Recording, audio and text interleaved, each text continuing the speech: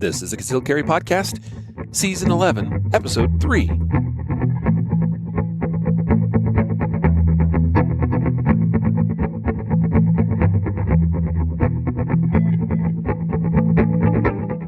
And welcome to the Concealed Carry Podcast, part of the ConcealedCarry.com network, brought to you by HK. Today is actually Wednesday, February 12th, 2025, but this episode is actually going to be an airing of an interview I conducted with Ernest Langdon of Langdon Tactical a few weeks back while at SHOT Show. And we were lucky that the stars aligned, and I was also able to have with me interviewing Ernest, our one and only Jacob Paulson. So that was fantastic.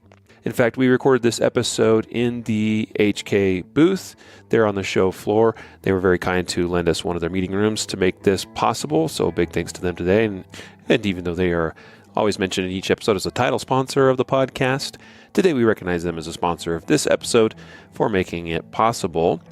Check them out at hk-usa.com to learn more about Heckler Koch pistols. In fact, we're going to talk about that a little bit in our interview with Ernest, as if you're not familiar with Langdon Tactical and the work they do some fantastic work on a variety of different guns, including shotguns, but they're especially known for their work on pistols going back a couple of decades now. More recently, they've been doing some fabulous customization on the HK P30 pistols. So that's pretty cool since we're in the HK booth talking about HK pistols, amongst other things. Well, Langdon Tactical is mentioned, and so we'll go ahead and note them as an honorary sponsor of today's episode. LangdonTactical.com, by the way, that is spelled Langdon, tactical.com, just so you're clear on how to get to the website. Check them out. They make a lot of really cool stuff. You can see the work they do on the P30 pistols, like I mentioned. But here's another thing. Langdon Tactical also sells quite a bit of great gear and products and accessories, including a kit that they call the I Love You kit. And I love this. The name of the kit is quite, I think, ingenious. You're going to get in the I Love You kit a Streamlight MicroStream flashlight, a Spyderco Delica 4 pocket knife. You're going to get also a glass break tool. But they also have in there a first aid kit, an individual first aid kit, IFAC, also known as a trauma kit, from us here at Concealed Carry Inc. So you can get, essentially it's a Yellowstone trauma kit from Mountain Man Medical or Concealed Carry Inc. And so that's part of this I Love You kit as well. And then the other thing you get in this kit as part of the I Love You kit is a single unit of palm pepper spray. So that's pretty cool. So you're going to get, again, the flashlight, a knife, a glass break tool, a trauma kit from Mountain Man Medical, at least that's one of the two options here under the first aid kit option, and a unit of palm pepper spray. So that's awesome. Which brings me to our final sponsor of today's episode, which is Palm Pepper Spray itself. PalmPepperSpray.com. That's P-O-M, PalmPepperSpray.com. They have been longtime supporters of ours, as well as the Guardian Conference, and we thank them for that. A new product available from Palm Industries, kind of cool, is what they call their Palm Runner, which is essentially like a half glove, but it has attached into it a unit of their famed pepper spray. And so it basically is a hands-free way of you carrying around with you a pepper spray unit. Makes sense in the context of a runner, but I can think of it being used in other contexts as well. So you can just slip it on your fingers, your 4 fingers. It positions it perfectly right there where your thumb is in case you need to activate it. It's just a hands-free way of carrying palm pepper spray. So that's kind of cool. Go check them out, palmpepperspray.com. And thanks to our sponsors again for making this episode possible. And so without further ado, let's get into today's episode again with the founder of Langdon Tactical, Ernest Langdon. Hey everybody, it's Riley here, and I'm also with Jacob. We missed him on the last episode or last interview, but he's able to jump in on this one, and we have a special guest. We're still here at SHOT Show 2025, and our guest today is Ernest Langdon from Langdon Tactical Technology. Super excited to have Ernest on because we had your lovely wife Amy on the podcast. Those that have been listening a long time. I mean, I think it's probably at least 2 years ago. I think we had Amy on. Yeah, it was probably 2 years ago. Now we finally get Ernest on. So thank you, sir, for your time today. Glad to be here. Busy Thank you for having me. Yeah. I'm really excited to have you on because I think that you really have been an innovator and a leader in the industry in terms of your vision of what's possible with these with guns, and not only what's possible, but what's practical, what's needed in order to make a gun more effective at its job. Yep. Yeah. Well, he's very good at what he does because I have an LTT Beretta 92, and it's fantastic. Fantastic gun, great trigger. Well, thank you. I know that's one thing that you're really known for. It's one of my favorites in my collection, honestly. Yeah, I love shooting that gun. So there you go. There's my little 2 cents and kind of biased endorsement, if you will. It doesn't really have to be that biased. It's just a great gun. Do you have any Langdon Tactical HKs yet? I do not, sir. We need to fix that. Yeah, I am a little bit jealous. If every time I pick one up, I'm like, oh, I should get one of these. Love the work you're doing with P30s. I understand maybe there's some work coming on some other of their guns. Yeah, no, we're going to Striker Fire 100% stuff. We'll be doing VP9s. We've been working with Gray Guns on a project there. We're going to have a couple different triggers, and we're going to be offering trigger packages on there that make the trigger a little bit lighter, not a ton lighter, but more consistent, and then shorten the reset, which is what people are asking for.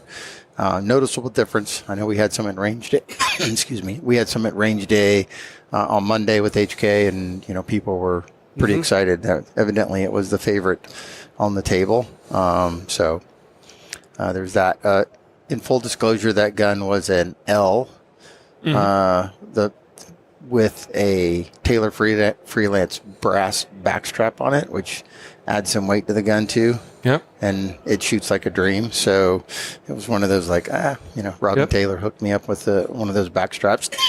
Yeah. And I got a dry cough that won't go away. But the gun, compared to a standard VP9, you're like, oh, this is really nice. And so we cheated a little bit. Yeah.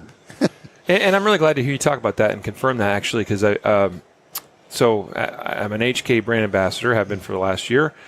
Jacob as well, and I'm also on Team Gray Guns, and so really? I've got a VP9L with some work that Bruce did on it, and it's fantastic. And there was maybe a little bit of mention that there was something going on with you as well. So good. I'm excited to see that that's coming along. Yeah, it is. It's coming along. Bruce and I have known each other for longer than probably either one of us care to admit. But we've kind of partnered with Bruce along the way. I mean, we started going on the HK path. And it completely made sense to work with them.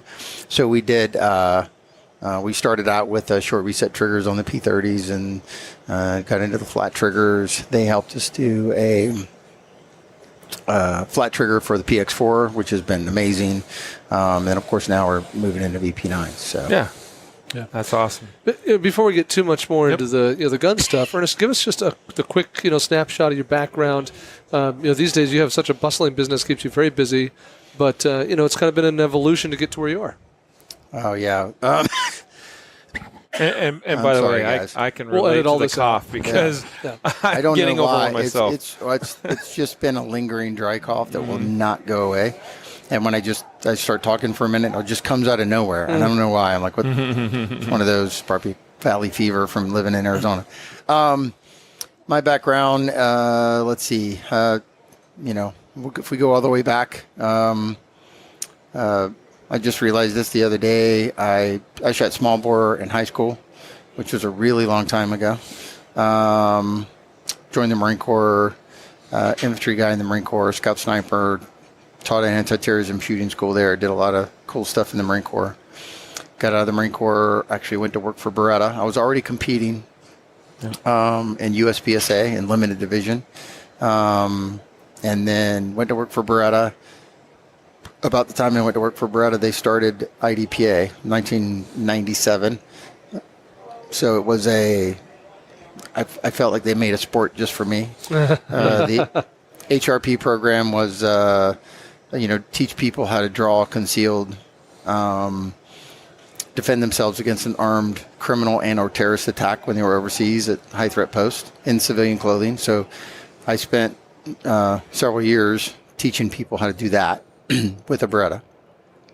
Go to work for Beretta, and I'm like, well, how am I going to shoot USPSA? Because I'd been shooting a pair ordnance, P16, I think at the time, 40, because that's the limited gun at the time.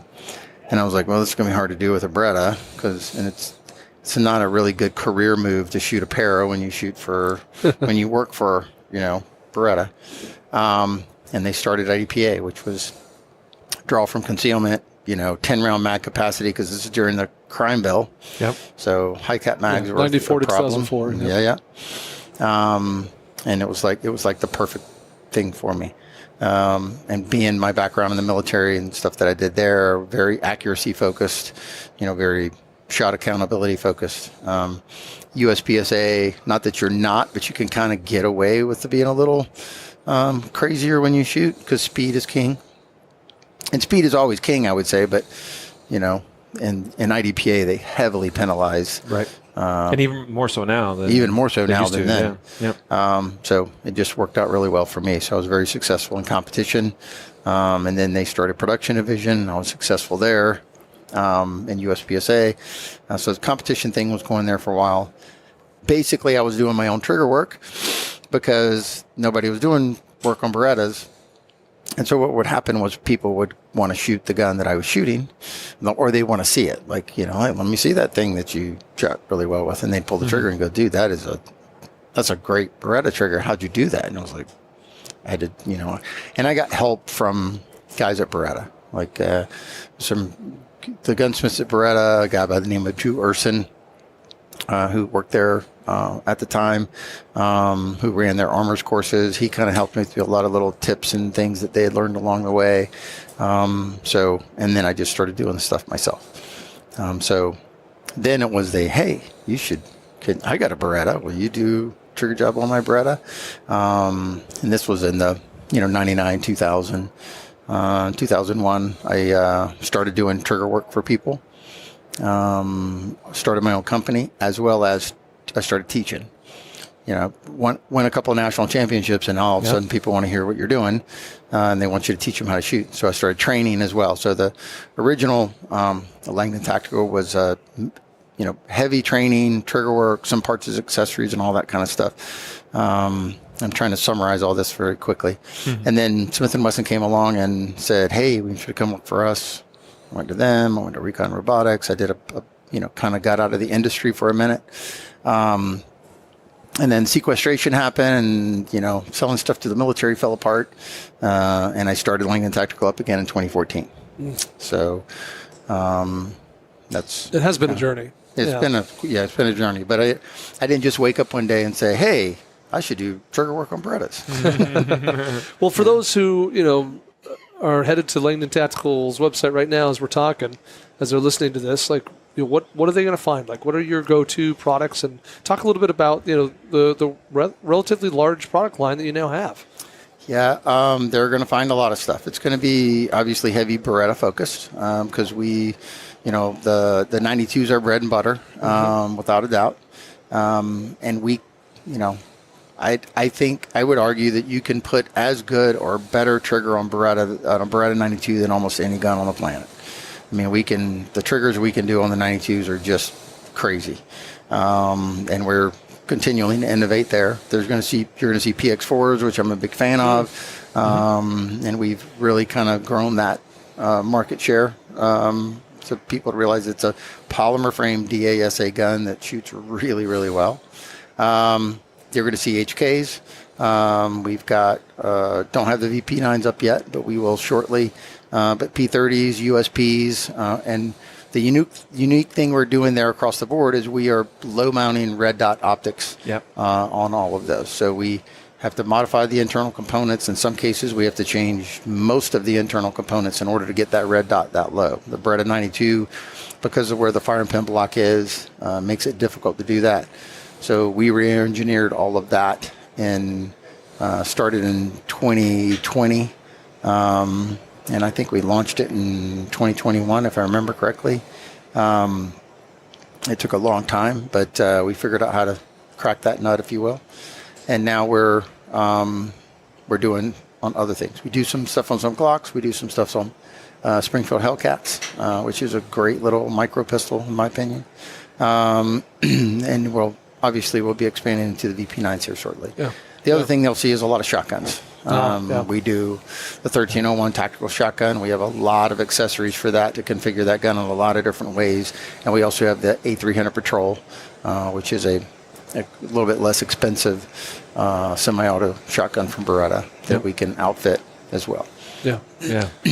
I mean, that's quite a diverse product lineup when you think about it. Yeah, and certainly people can, they can buy some of these, kits or parts or things. But I think what I love about your brand is I'm not just buying a trigger, that I'm going to have, a gunsmith put in for me. I'm buying a whole gun that's been, head to tail, completely optimized. Right. So it's not just a trigger job. Like, you talk about some of the other mechanics you're doing in order to get the red dots mounted in an optimized fashion. But I think it's it's broader than that. And say when someone says, "Hey, I got an LTT Beretta," it's not just I got a Beretta and I put a better trigger in it. There's more to it than that. Right.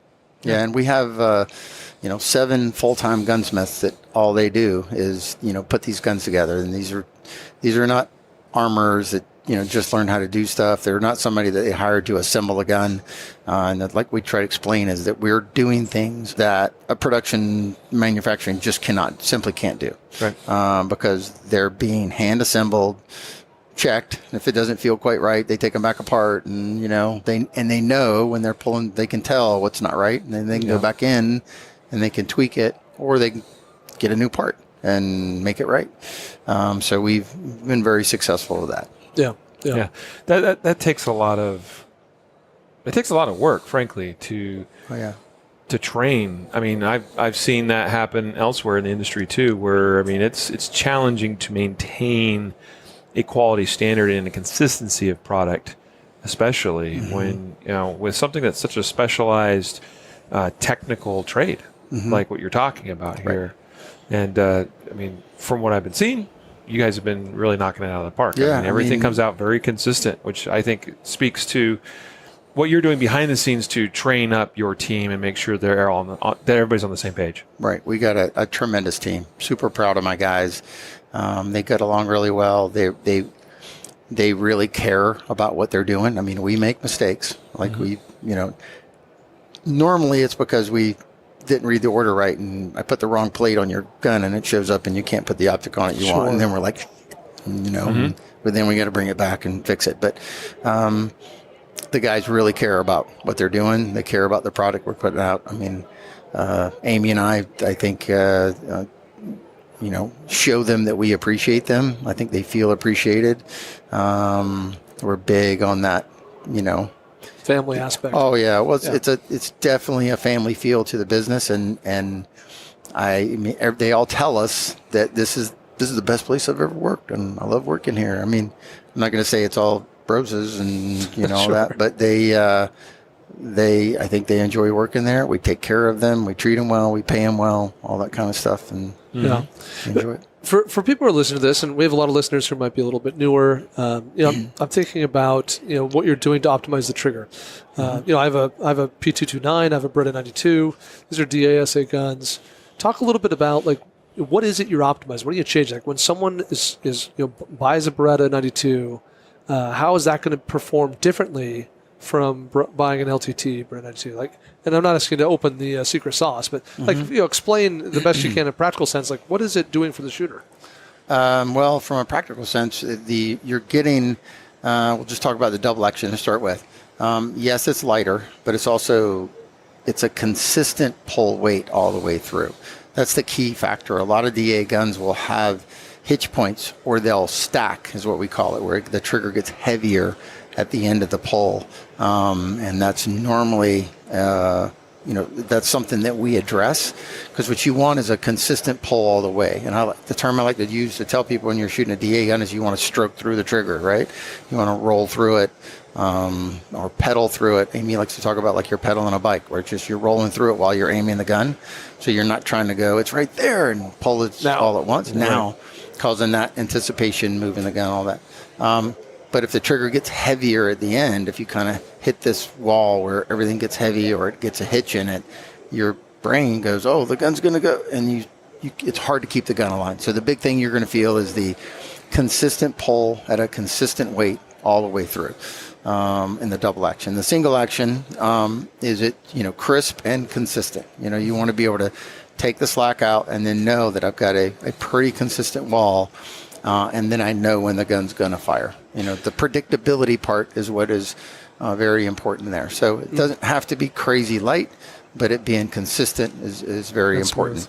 And then the big thing that we manage The trigger bar that we put in the gun is different than the factory trigger bar. So it takes a lot of the factory over travel out. And it's not an adjustment screw. It does it mechanically. And then therefore it also reduces the reset. That trigger bar also reduces the reset dramatically over the factory trigger bar. Right. So those are components. And I'm not a big, you need a super short reset on a gun.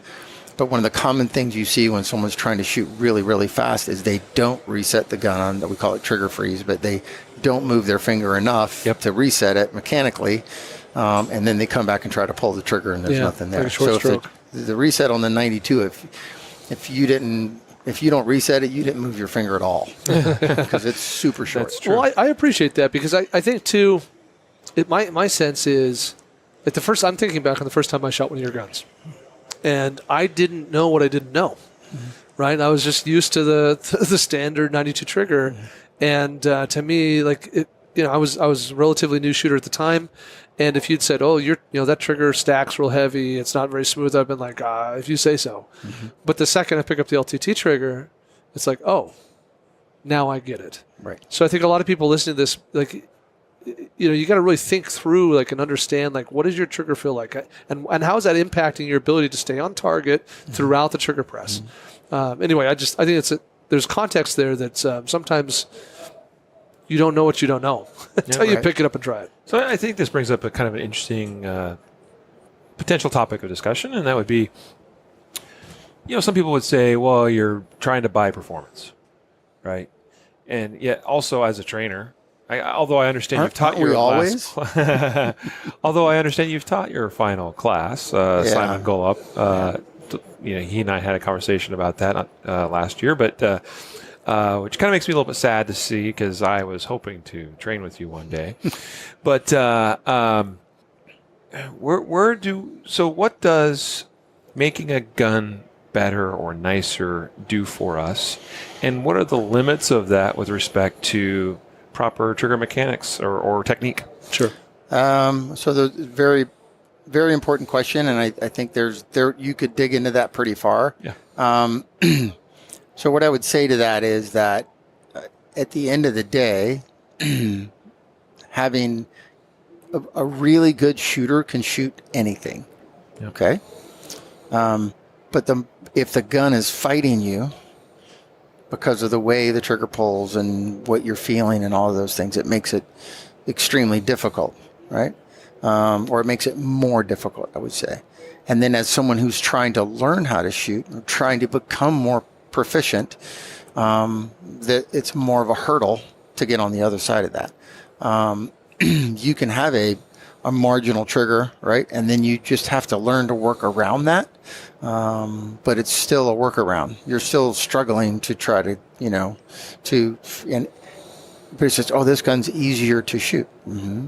Yeah, that's kind of the idea behind that. I guess the interest, you could go into a lot of different directions with this. The thing that pops into my head is like, well, DASA guns are more difficult to shoot because there's two different trigger pulls, right? Whereas a Glock or a SIG 320 or whatever striker fired gun you like only has one trigger pull, so I don't have to train as much. And that's 100% true, but I don't know that you don't have to train as much is where the thing is, because arguably, like if I handed you one of my 92s or one of my gunsmiths handed me, it's like, I just finished a trigger job on this 92 and I racked it and pulled the single action and it felt like any other striker fire gun on the market, I would go, what in the heck did you do to this gun? How did you make it that bad? And we all do this. You hand somebody a gun with a really good striker trigger on and you go, that's a nice trigger for a striker gun. Right? And then and we don't always qualify that. But I think that's an important distinction to make. In the case of a DASA gun, the argument that I've always made, and I don't really care if a striker gun is the right choice for you, that's great because they're great guns. But most of those guns have no external safeties on them. The only safety is you not putting your finger on the trigger and pulling it when you shouldn't. The number one feedback that I get from, I talk to law enforcement about this, and it's switching the number one feedback, but I talk to, law enforcement trainers. You're a trainer. How often do you have to tell people to get their finger off the trigger when they shouldn't? Too often. Like all the Probably time. Yeah. Other than muzzle direction is the number one safety related. And so thing. everybody goes, well, keep your booger hook off the bang switch, bro. They get all macho about it. And I'm like, yeah, but when people are stressed out and they've not been in a stressful environment anymore, their finger starts creeping in there because they think that every millisecond that they can save is important. And that long double action trigger pull is what keeps them out of trouble. It's not the weight of the trigger, by the way. And this is my opinion, and I think you could medically prove it if we could get anybody to spend the money on it. We already know we can pull very heavy triggers if our finger's on the trigger by either what they call a bilateral sympathetic squeeze or a flinch response, startle response. Either one of those things, you can pull through 20-pound trigger. It doesn't really matter if your finger's where it's not supposed to be. Right. But the distance that the finger has to move gives enough feedback that your brain starts to know, oop, I'm pulling the trigger. I'm on the trigger, yeah. Right? I've got dear friends of mine that have carried Berettas on duty, and they go, I knew that DA was important when I holstered my gun and I couldn't re-snap it because it was at half cock. And they had no recollection. If you know Berettas, you know what I'm talking about. Yep. When you pull it, it goes to that safety half cock notch. Yep. Couldn't snap the holster because they had started pulling the trigger. And they're like, if it had been a different gun, I just shot somebody that didn't need to be shot. Yeah. Interesting perspective. Yeah. So when we start talking about going down the path of buying performance and this, that, and the other, and everybody says, well, just learn how to shoot this trigger really well and all over. If I can make it easier for you, because again, it's not the weight, right? If it's an original factory M9, then you need it's like a 10, 12 pound double action. I mean, you got to have some hand strength and all that to pull that trigger. It's not easy. But if you get one of our guns and it's like 6.5, 7 pounds and it's like smooth all the way through, what's a Glock factory trigger? 5.5 pounds. 5.5? Some factory guns are 6.5, depending on the configuration of the striker gun. Right. I'm just using Glock. Yep. So if I'm going to give you a long, smooth DA, and then you're going to go to a 4-pound single action, right? Yep. It's, people don't get in trouble. Look, I actually only shot him 4 or 5 more times. No, that's That's always that first actually only shot. shot him the first time. That's the first shot that gets guys in trouble. So that's kind of the way we go with that. So you're giving yourself a margin of safety with a gun that is very shootable. Yep. Is what I would argue. I appreciate you sharing your perspective, especially from the safety side of things about, sort of the why a DASA versus something else, which I think is very valid. And I've heard that echoed by many people over the years, and something that, I respect. I've carried that LTT Elite of mine a number of times and again, enjoy shooting it. And when you have a nice, smooth, non-stacking trigger on that first trigger press, you don't notice it like you do when you come up. One of my earlier duty pistols was a SIG SP 2022, which was not a bad gun. Not a bad gun at all. But it stacks pretty heavy on that trigger, and you feel it on that first shot. You get into a nice gun, a nice trigger, and it becomes less of an issue. And that's kind of how I would describe from my personal experience. For a long time, I kind of had this attitude. I think it was sort of a personal pride thing of, well, I'm going to learn how to shoot factory trigger, and I'm going to get really good at it. And I would say putting in the work doing that for years was beneficial. But when I finally did a trigger upgrade on my first gun ever, it was sort of a, whoa, that's easier. And why didn't I do this maybe a little bit sooner? Yeah, because you're again. The point is, like I think you're bringing up, is that you're not fighting the gun. Yeah. Like you're not fighting the gun Sort to of shoot it well. unleashes I'm not your- saying you need to have a 1 pound trigger on your Glock. That would just be silly. But having a gritty, multi-staged factory trigger that you think you've prepped it, but you haven't really prepped it, and all of that kind of stuff, where you get to where you know exactly what it's going to be. Yeah. Glock triggers, I like Glocks for a striker-fired gun because it has you actually are finishing pulling the striker to the rear. So I call them like mini double actions. Right. Same thing with the Hellcat. Like the Hellcat is not a fully tensioned striker. When you pull the trigger, you're actually finishing and pulling the striker to the rear. So it's a little mini double action trigger pull. And once you learn how to do that, once you learn how to pull a DA gun, then everything else is easy. Yeah, good perspective. We have just a couple more minutes of your time left, I believe. So before we let you go, we are here in the HK booth at SHOT Show 2025. You've been doing more and more work over the last few years with HK pistols. So why don't you tell us just a little bit about your relationship working with HK and working on their guns and kind of what you like about HK pistols? Yeah, so I would say that HK USA, which is who we deal with, has been amazing to work with. They've been really good with us. We told them we wanted to work with them, and they sat down and they said, what they said to us, which was really interesting. They said, look, we realize that you bring more to the table than the amount of guns that you're going to sell. Like you guys doing this stuff, this is great. Your name, adds weight and all this other kind of stuff. And I'm like, HK saying this to me? I'm like, wow, this is really cool. So they've been tremendous to work with. They've been super, super helpful. And the quality of an HK firearm is like hands down, like their quality control is just off the charts. Like, they do a tremendous job from a quality control standpoint. And I would argue that now they're doing a really good job of listening to the customer. And the HK product line, they're like bank vaults of guns. What I mean by that, they're just solid. They're going to work. They're reliable. I've been a big fan. I love the LEM trigger system because I think it might be the best of both worlds. It's kind of a DA. It's kind of it's not, it's its own kind of animal. And I think for a lot of people, that's a great, concept because that, again, it's a super light take up, but your brain has time to understand that it's taking slack out of the trigger and realize what it's doing. Yeah.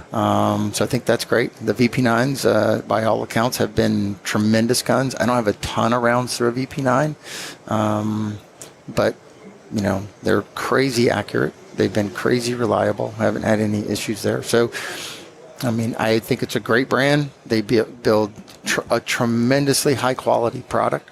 And we're just trying to kind of bring some of our trigger magic to that to make them a little easier to shoot. Yeah. Awesome. Yeah, great topic. It's fantastic. Well, and we're putting red dots on P30s, and USPs and other guys, which is creating a lot of buzz. The only way to do it. Yeah. People are very excited. Yeah, absolutely. Well, this has been great. Ernest, I appreciate you so much for your time today. Again, I know I'm a very busy schedule, and we got to let you go to get to your next thing. Perfect. Thank you. Any final parting words or anything? No, I appreciate you guys' time. I think you guys are doing great stuff, helping to educate people. We're big on that. Remember, my wife was last on. We were talking about LTT Discover, which was our way of free information to the public. To go to lttdiscover.com or Langdon. You go find it through our website, but it allows you to, get free information. We did a bunch of videos and everything else because we're just trying to help people be safer, better gun owners. Yeah, we got to close the gap. That's awesome. Yeah. Well, thanks again, and we wish you the best of luck with the rest of the show and everything you're doing at LTT. Perfect. Thank you. And so there you have it, our interview with Ernest Langdon from Langdon Tactical. A reminder, please check out and support our sponsors of today's episode. First up, HK, or Heckler Koch, hk-usa.com to learn more and check out all their fine products, including their new releases, the CC9 pistol, the VP9A1 series of pistols. All three products I'm a big fan of. Been shooting them. In fact, actually just recently shot the VP9F and VP9K in demonstrations in a class I taught in Spokane, Washington. And I put down my first cold run with the VP9K, which is the compact version, the compact model, a Grandmaster score on my pistol intelligence standards as a demo right in front of the whole class. And so that was pretty cool to see the capability of that fine pistol. LangdonTactical.com, go check them out, please. And then also PalmPepperSpray.com. Thanks again to our sponsors, and thanks to all of you, our listeners. Folks, if you have anything you'd like to pass along as feedback back to us, episodes you'd like us to cover, top topics, and so forth, just drop us a line by sending us an email to podcast@concealedcarry.com. And of course, we always appreciate your reviews, leaving comments and reviews on the various podcast apps that are out there, especially Apple Podcasts is a huge one for us. It helps more people find the podcast, as well as Google Play and Spotify and elsewhere. So thanks again. all of you for being here with us all these many years of doing this podcast. Until next time, a reminder to train right, train often, and train safe so you can fight hard, fight fast, and fight true. Take care.